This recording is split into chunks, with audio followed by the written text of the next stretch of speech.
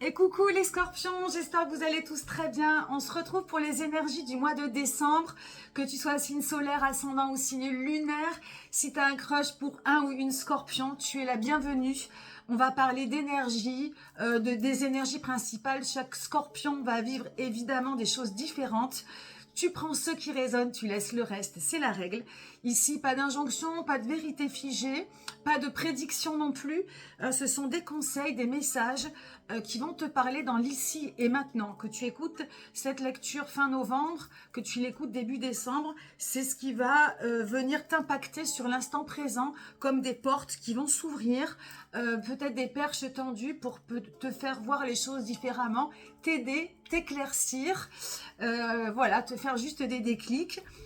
En tout cas, voilà, c'est ce que j'espère, que ça puisse t'aider à mettre de la lumière sur certains domaines et à vivre en conscience. C'est le but un petit peu de ce tarot psychologique que je pratique. Alors, on commence tout de suite. On n'a qu'une arcane majeure. J'ai remarqué que pour le mois de décembre, on est dans une continuité. Il n'y a pas d'événement fort. Le mois de novembre, donc celui que l'on quitte actuellement, qui était ton mois, hein, principalement ton mois, a été un mois très dense, très intense. Alors, c'est vrai que on dit ça à chaque fois, hein, mais c'est vrai qu'on est dans 2025 aura été une année énergétiquement très difficile, très soutenante. Peut-être pas pour tout le monde, mais pour la majeure partie des gens, mais parce que c'est une année charnière qui va nous préparer à quelque chose de nouveau, hein, qu'on ne peut pas prévoir maintenant, quelque chose de nouveau, des nouveaux fonctionnements collectifs et personnels. Et voilà, et c'est maintenant que ça se passe. Et ce mois de décembre est la continuité de cette rentrée un petit peu tendue. Alors, on a une arcane majeure dans le conseil. Dans le conseil du conseil, tout le reste ce sont des mineurs. On a du bâton, coupe, denier, on n'a pas d'épée, donc les épées c'est tout ce qui concerne le mental. J'ai envie de dire c'est pas mal, ça veut dire qu'il a quelque chose de très intuitif, très instinctif, hein, et ça te correspond bien sur ce mois de décembre, et qui va peut-être glisser tout seul, et c'est déjà, je pense, un bon point de ne pas être dans des choses trop chargées dans le mental.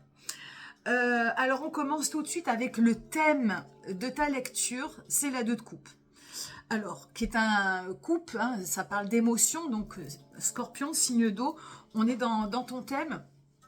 Qu'est-ce que je voulais dire? Oui, alors cette carte, elle a pour valeur une direction dans laquelle tu souhaites aller, dans laquelle tu vas aller.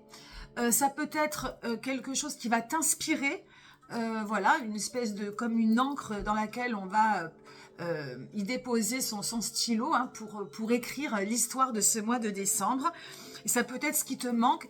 À toi de voir ce que le thème, voilà, quelle est la nature de ce thème. Enfin, ça paraît bizarre, mais voilà. Est-ce que c'est une direction, une inspiration, ou est-ce que ça va être le sujet du sujet malgré tout? Ce 2 de coupe, le 2 dans le tarot, c'est la projection. C'est l'idée qu'on se fait ici, donc, de l'amour. Le 2 de coupe, c'est les premiers pas vers l'amour, alors qu'on ait quelqu'un en vue ou qu'on ait ou pas. C'est ce qu'il y a de beau dans le 2 de coupe, c'est cette projection.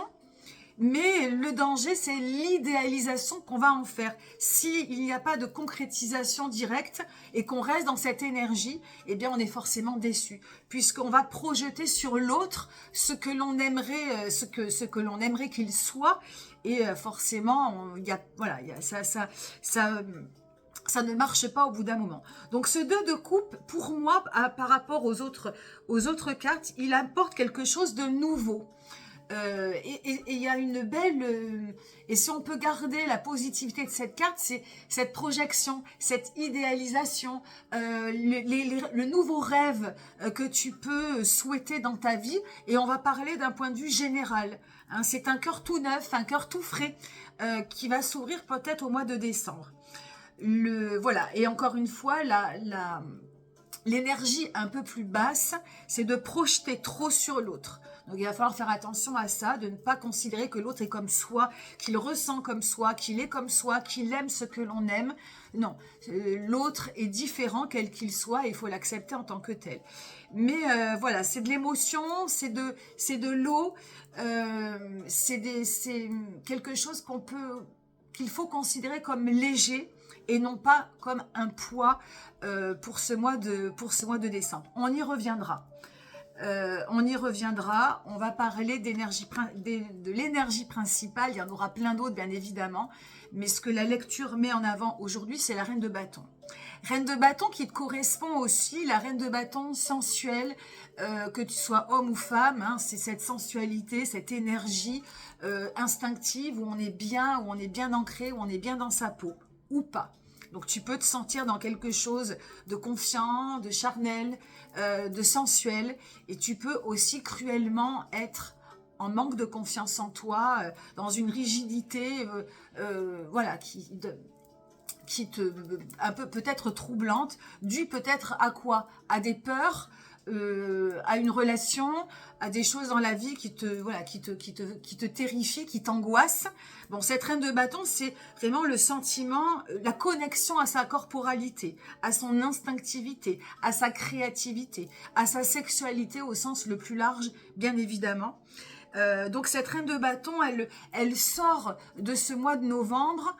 Alors, si c'est bien aspecté, avec une belle intuition, avec un bel ancrage, en se disant que quoi qu'il va se passer dans la vie, ça va le faire, ou avec la rigidité de l'angoisse, de la peur de l'inconnu, de la peur de l'inconnu, de la peur du lendemain.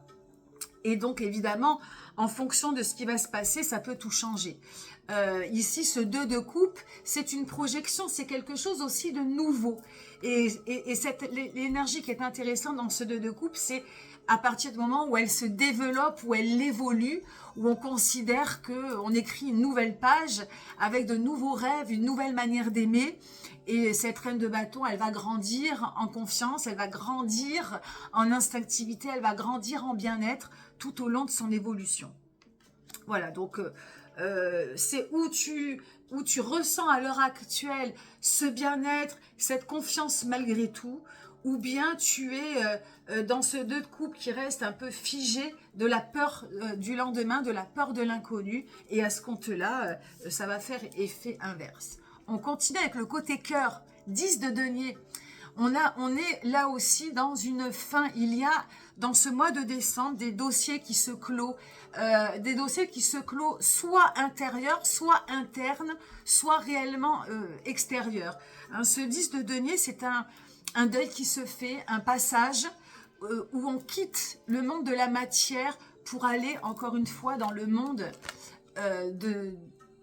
dans le monde de l'instinctivité, dans le monde de la créativité. C'est peut-être ici, donc dans le côté cœur, si tu n'as pas de partenaire, ça marche aussi.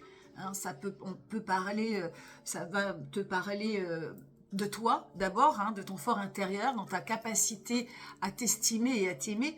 Et ensuite, tu vas pouvoir peut-être le projeter sur une de tes relations amicales, familiales, amoureuses. Tu adaptes. Et ce 10 de denier, il vient donc clore un chapitre dans la matière. Hein, donc ça peut être des choses qui sont terminées, des relations terminées, des relations que tu ne veux plus, des modes de fonctionnement avec certaines personnes dont tu ne veux plus, dont tu veux te séparer.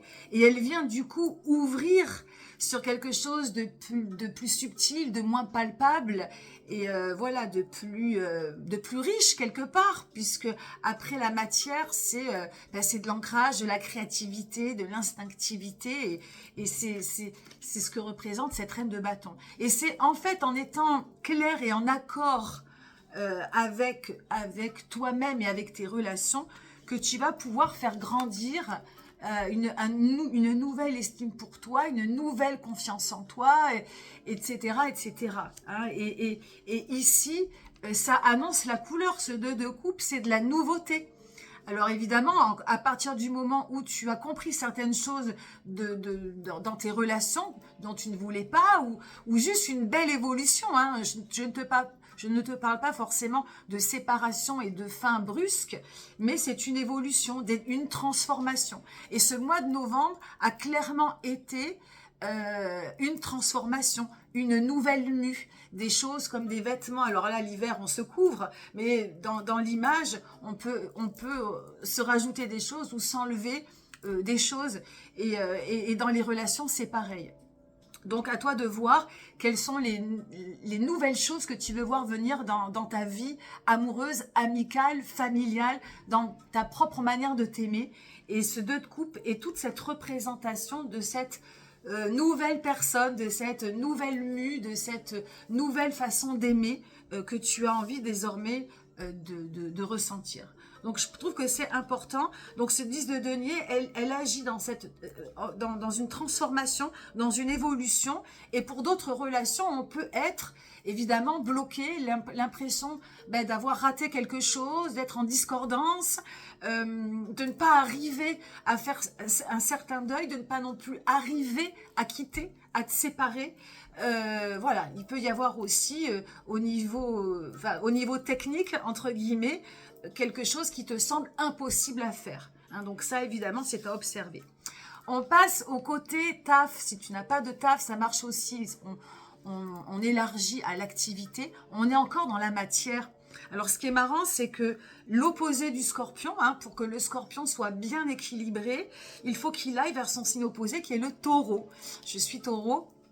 Donc voilà, je connais très bien l'histoire. Et le taureau, évidemment, est un signe de matière, est un signe de terre, et où il voit les choses simplement, concrètement. Hein. Donc, il est important là de faire ce rapprochement entre cette instinctivité et cet équilibre avec la matière.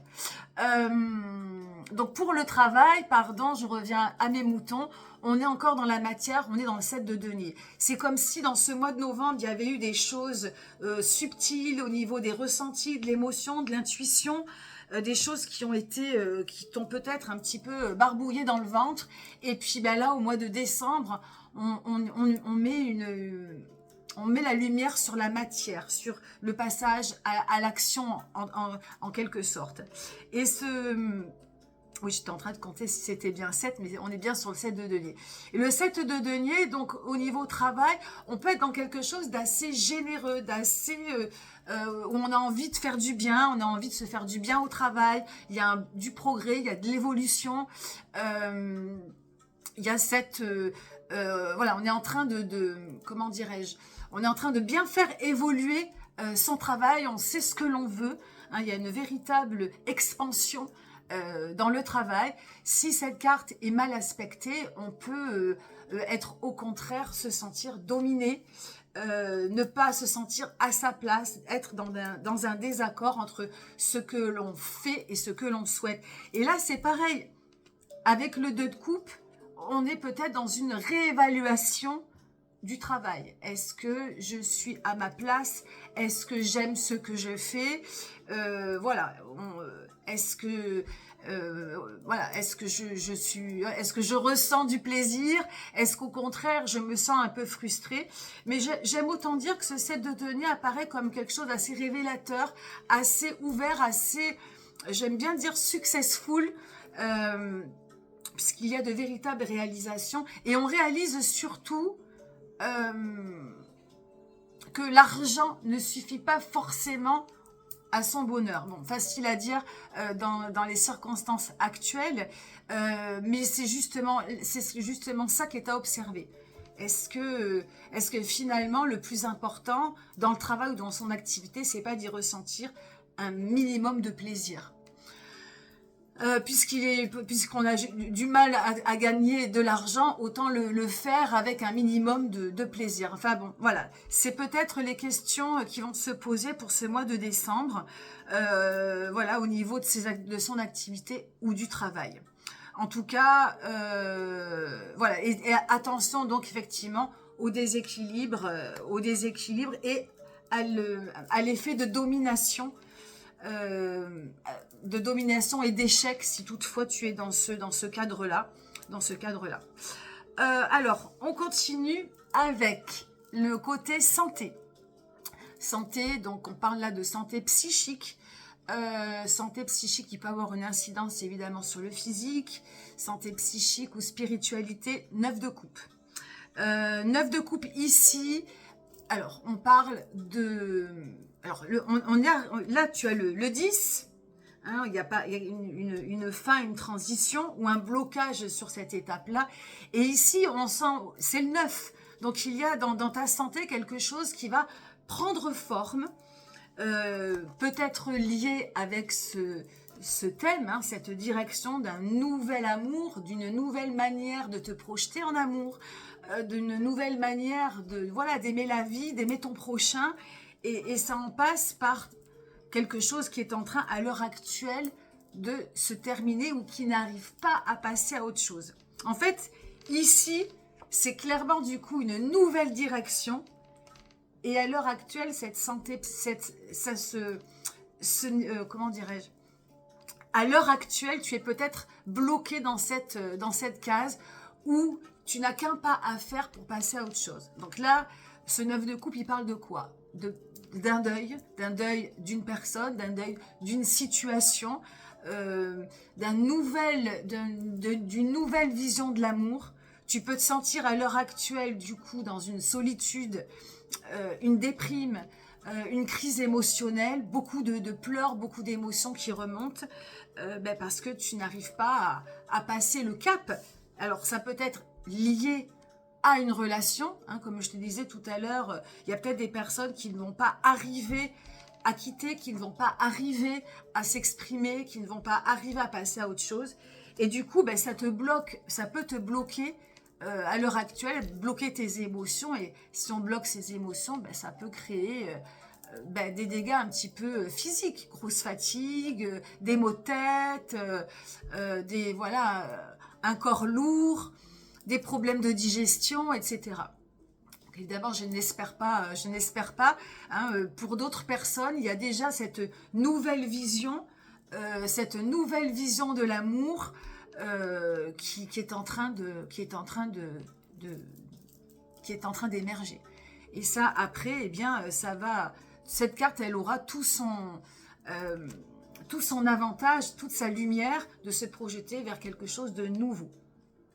Donc voilà, ce 9 de coupe est assez intéressant pour toi, pour ce mois de décembre. Et je vais conclure avec le conseil du conseil, cette fameuse arcane majeure, tempérance.